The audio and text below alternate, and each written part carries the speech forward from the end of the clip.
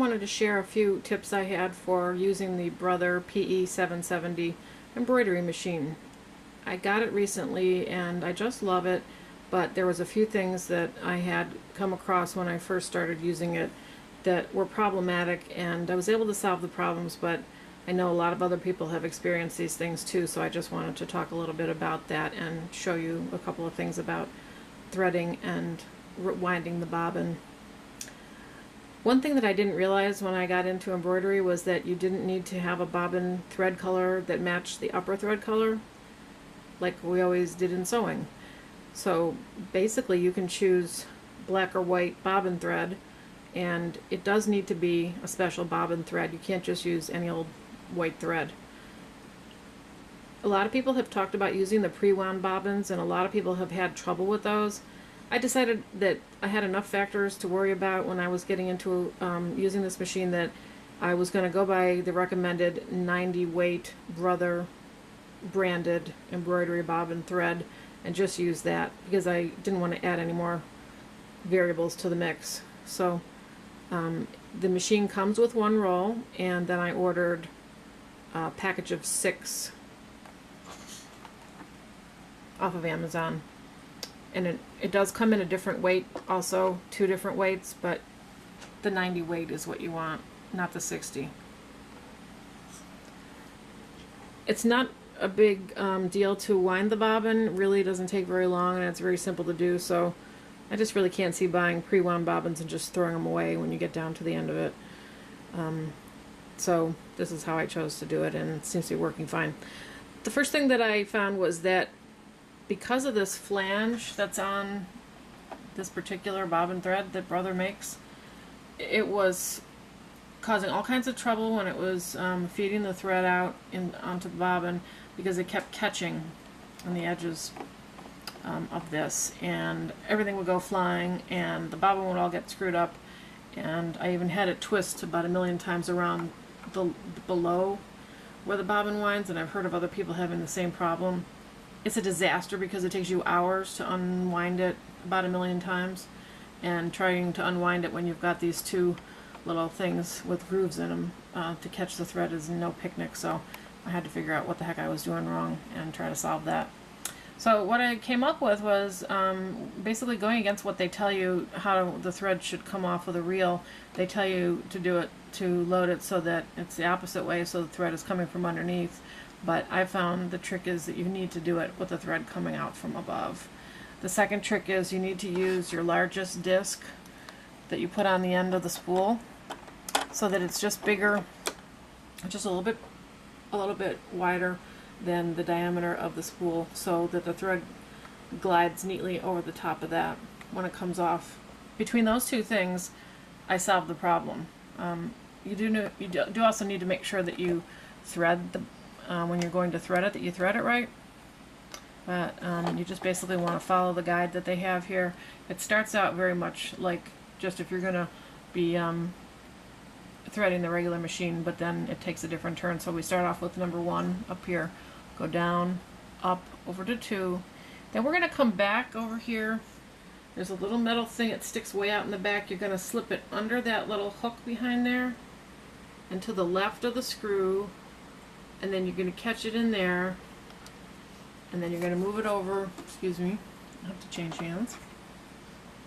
You're going to place your bobbin on there with the slider in the left position over here. I'm going to take this thread, so we're going to make a bunch of turns around clockwise on the bobbin to get it started. Make sure it's nice and tight. Whoops. Okay, and then we're just going to cut it off pretty close.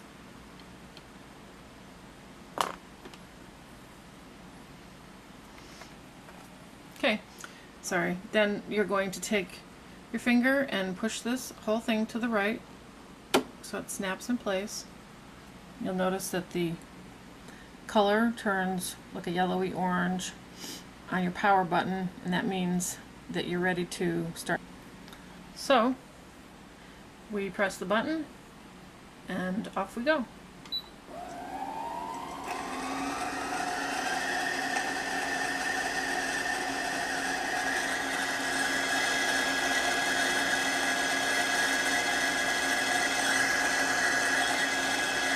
Notice that the thread is feeding off really nicely off of the spool. It's not getting caught. It's positioned correctly on this tension ring here.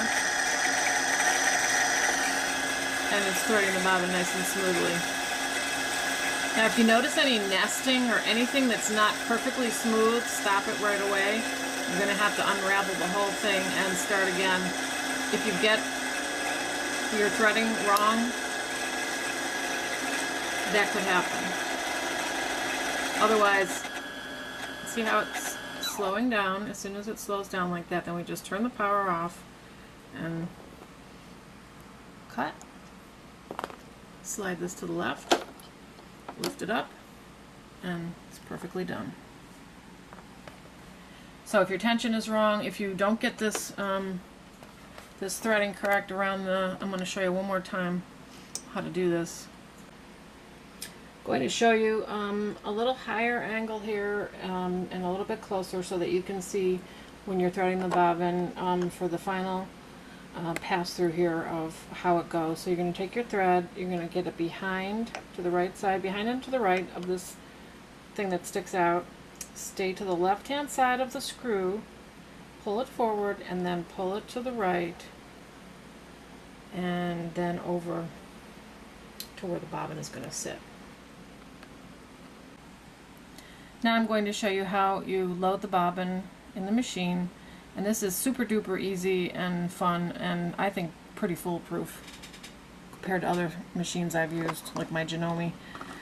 It's a little bit more difficult.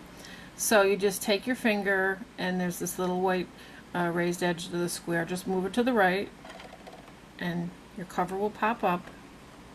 Just lay it aside. And you're going to want to take your bobbin with the thread coming off the left side, and you're just going to drop it straight in. Take the thread. I'm hoping that you can see this. Got a little guide that goes around here, and then another groove that comes all the way around here, and you're going to follow the thread through that. So we're going to get it underneath. I have to switch hands. Underneath this little ridge right here. Slide it through to the groove. Push it down in the groove. Slide it all the way around to the end here, which is right here. And when you pull it to the right, it cuts off. There's a little knife in there to cut it off. So it's super simple. There's also a diagram here that shows the direction that you want to do it in. So once it comes off of here, just get it under this little corner right here. Slide it underneath there, and then all the way around into this ridge. Push it down with your finger if you have to, and then it cuts off at the end. Super easy. Take this, put it back in on the left end, just put that little tab in there, push down, and that's it.